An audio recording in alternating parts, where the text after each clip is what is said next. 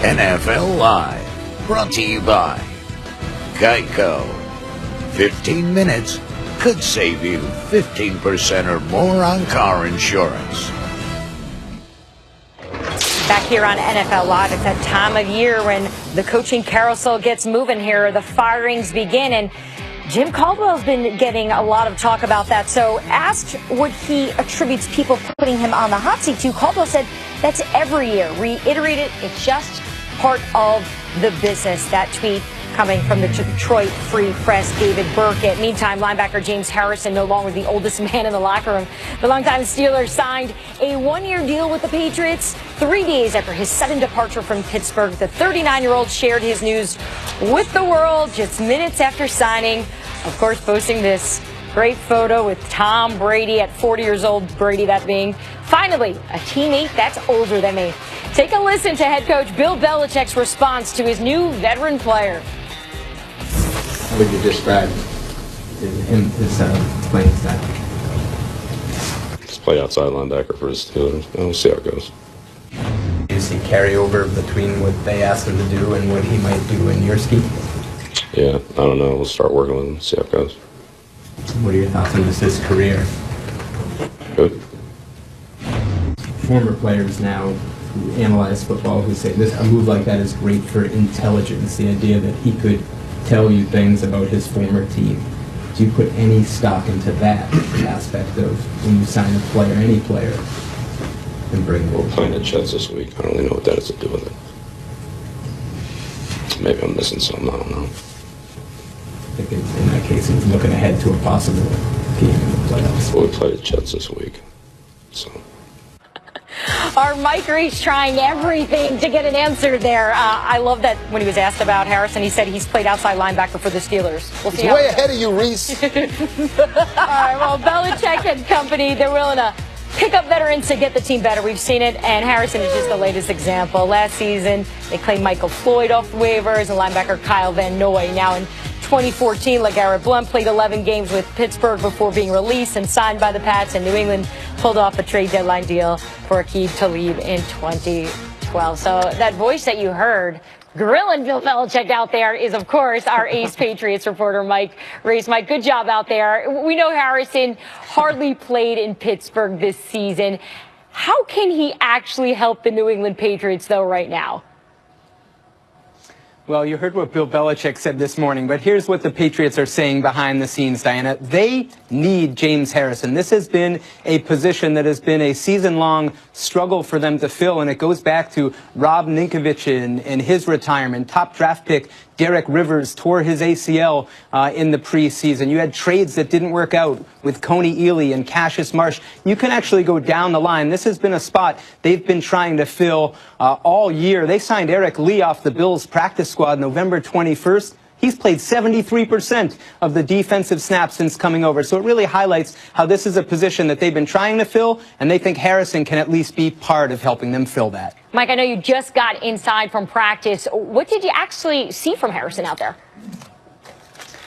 Well, Harrison got his number 92 that we've seen him wear all those years with the Steelers. Geno Grissom, a Patriots player, had that number, and he handed it over to Harrison in a show of respect. And here's one thing I noticed at practice today. They had Harrison warming up with the team's defensive linemen, and that tells me he's going to be an on-the-line-of-scrimmage player. And this is a term that I know Teddy Bruschi knows well from his time with the Patriots. Set the edge in the running game, and maybe he can help rush the passer. But he's going to be an on-the-line-of-scrimmage player for the Patriots, not back in pass coverage. See, all right. We know Harrison, Steelers' all-time sack leader with 80, originally signed with Pittsburgh as an undrafted rookie free agent back in April of 2002. 15 years later, he's one of Bill's boys. Thanks, Mike Reese. All right, let's welcome in Steelers reporter Jeremy Fowler now. Yeah, we go from one part of the country to the other where it's also freezing there. Jeremy, what are the Steelers saying about losing James Harrison? Well, Diana, the Steelers players were left with a lot to process here because, as several players pointed out to me, 5 days ago, this guy was in the building. He was lifting his obscene weights like normal. He was practicing with the team. And then all of a sudden, he's taking selfies with Tom Brady in New England. And so one player said, this just doesn't make a whole lot of sense to me, but all we can do right now, move on, focus on the playoffs. There's no real bitterness here, Diana. Everybody I spoke to has great respect for James, and they said he had to get a job somewhere. He was a free agent, and the locker room scene was a little scarce this morning. Not a lot of guys around, but Ben Roethlisberger came through and was loose and relaxed, talking about his old friend Harrison. He said nobody rushes the passer quite like him. Check it out. What will you miss most about him being on? How good of a player he was. You know, he truly is one of the best to play this game at the outside linebacker position. Just really struck fear in quarterback's eyes. You could see it. What was your reaction to him signing with the Patriots? You know what? James has to do what James has to do.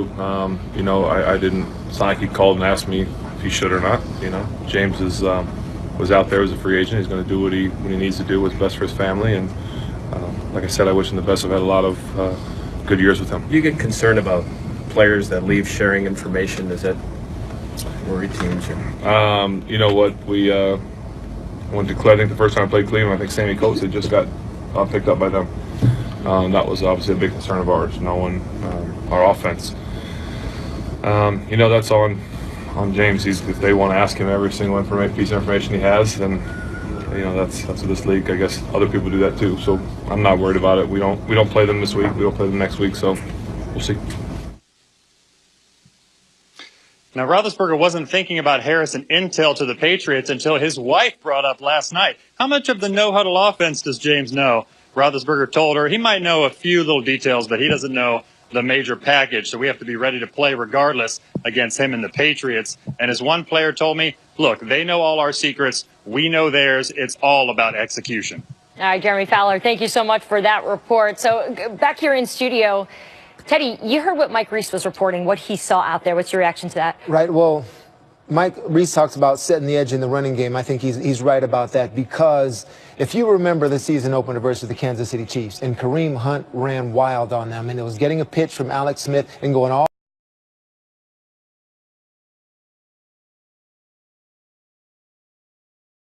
outside. It looked the same 2 weeks ago. Kenyon Drake, Miami Dolphins. They're having the same problems they had in the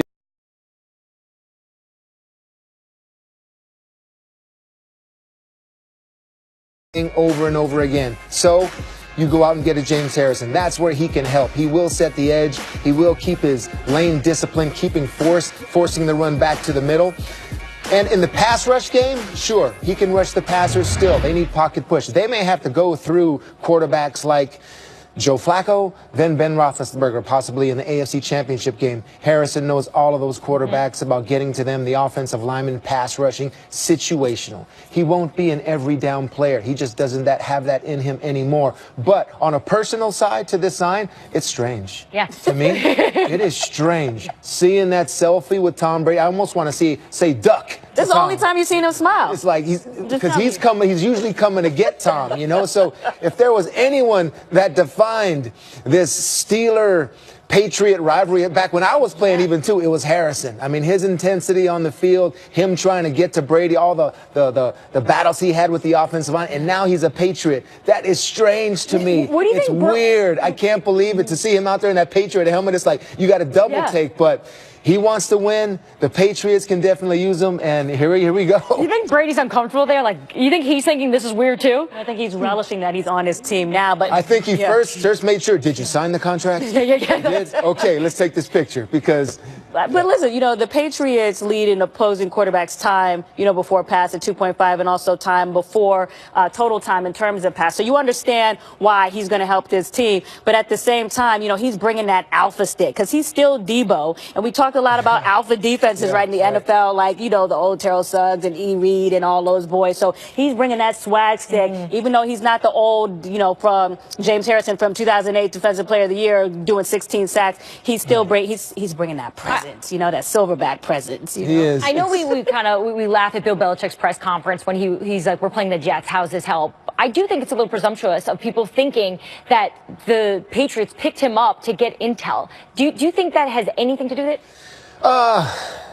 Very little. Very little. It's the problem of not being able to get to the passer and set the edge in the running game. That's where they need the help, definitely. All right. right, cool. Thanks. All right, so with his role diminishing as the weeks go on, Broncos running back Jamal Charles said Tuesday that he'd like the team to release him so he could play for a contending team. Charles signed a one-year deal with Denver back in May and turned 31 years old today. All right, we got 7 teams down, 25 to go. We're going to touch on all 32 teams today. We got news, we got analysis. We're going to keep you posted and perhaps on your favorite team, maybe the helmet's still left up there.